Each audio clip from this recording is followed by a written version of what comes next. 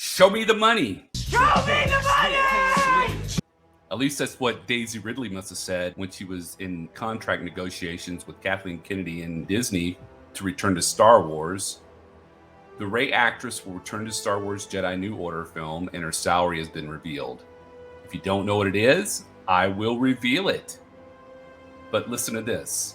Jeff Snyder of Insider is reporting that Ridley will be paid quite a bit to return to Star Wars. How much is she getting paid? Well, I will let you know, and I'll let you know what the legacy Star Wars characters were getting paid for their appearances in the 3 Star Wars movies, or 2, or 1. Well, 2, because Luke showed up at the end of The Force Awakens, and then he was in The Last Jedi. And then Harrison Ford was in 2 appearances. And Carrie Fisher, I think she was in all 3. Anyway, it's a big payoff for the star, who will make her return as Rey a half a decade after the last movie was released. But get this, in The Force Awakens, guess how much she got paid? Between $200,000 to $300,000. And then for all 3 movies, it was estimated that she made between about $6 million, which is not a bad chunk of change. I wish I had $6 million. Well, Ridley's salary can be somewhat difficult to compare because not every actor's pay rate is reported for every project, even for the other Star Wars movies. However, here it is. For the legacy actors, Mark Hamill and Carrie Fisher reportedly made salaries in the low 7 figures for their legacy character return in The Force Awakens, and Harrison Ford's salary for his more centralized return as Han Solo ended up somewhere north of $10 million.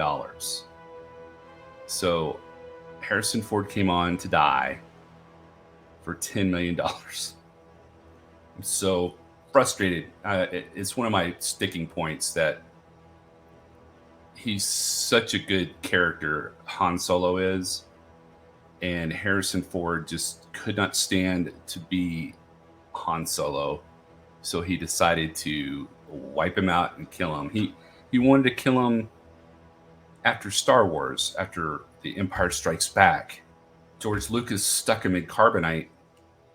My favorite word.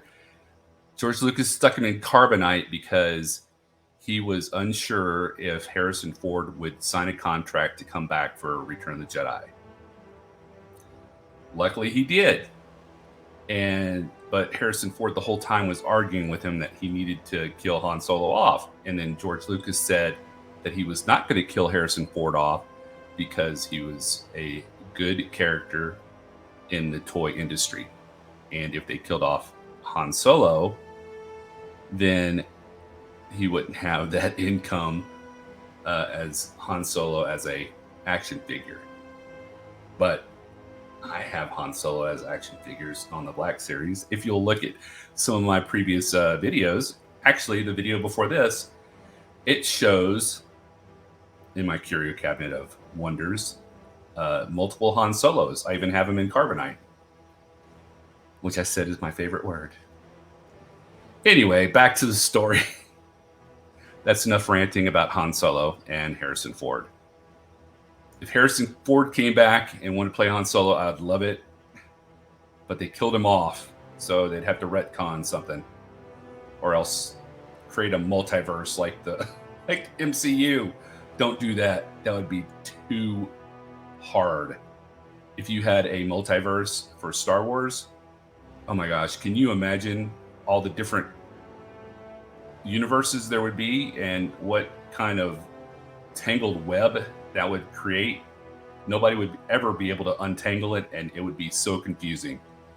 So don't do multiverse for Star Wars.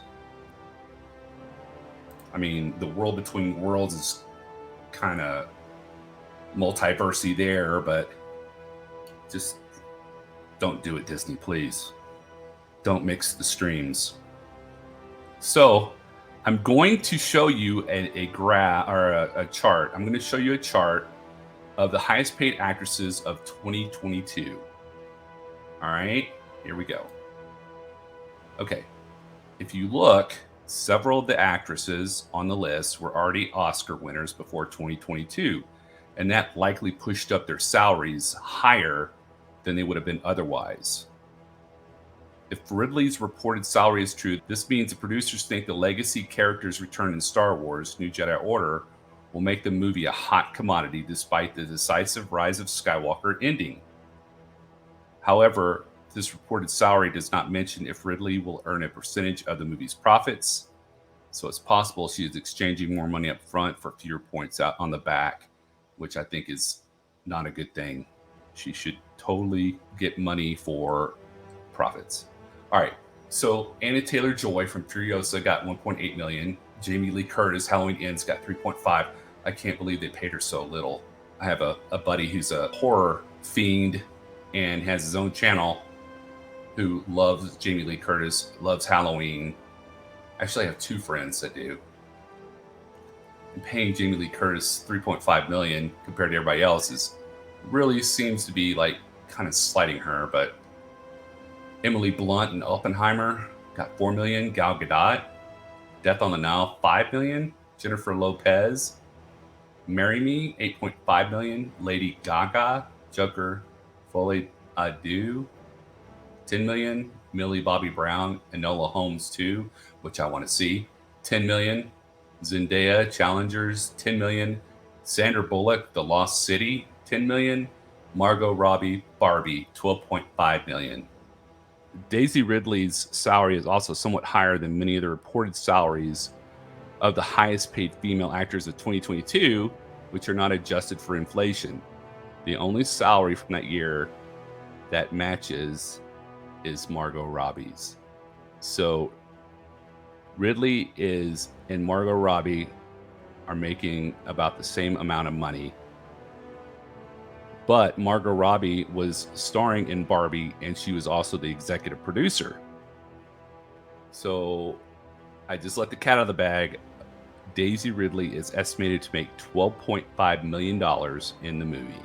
This means that Daisy Ridley's salary is comparable to any of the Star Wars legacy characters who are taking on the lead role. I'm conflicted. You know, I think she should get as much money as she can. I'm sure Kathleen Kennedy was like, 12.5, here you go. And Daisy's like, yeah, I'll take it. But I just think that it's weird paying her more than they would have paid the legacy characters who are like the forerunners of the Star Wars universe.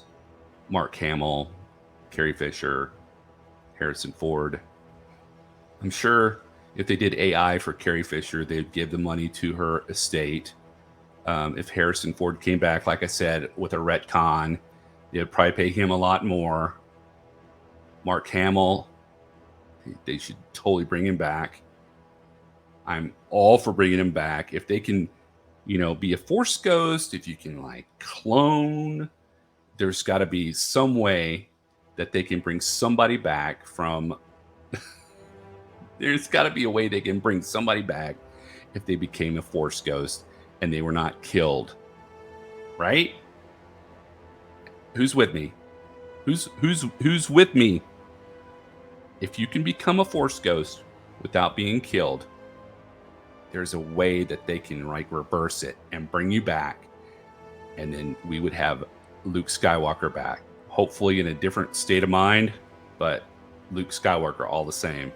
Well, that's just my 2 cents. But anyway, Daisy Ridley's getting paid $12.5 million, and I'm saying, good for her. I'm glad she's making it. It's just I'm conflicted. Like on the one hand, I want her to make it. On the other hand, I'm like, I want, it's higher than the legacy cast. So, and I always love the legacy cast, even though Harrison Ford broke my heart. That's just how it is. So to recap, all the legacy cast, Mark Hamill, Carrie Fisher made low 7 figures in the movie. Harrison Ford made 10 million, and now Rey's making 12.5 million for her reprising her role as Rey. Daisy Ridley is. Well, that's it for this video, but come back for more Star Wars and sci-fi content, more live streams, more Black Series unboxings, more live movie watches. And if you're out there and it's cold, stay warm, stay safe. Have a great weekend. And remember, the Force will be with you always. Thank you so much for watching. Show me the money!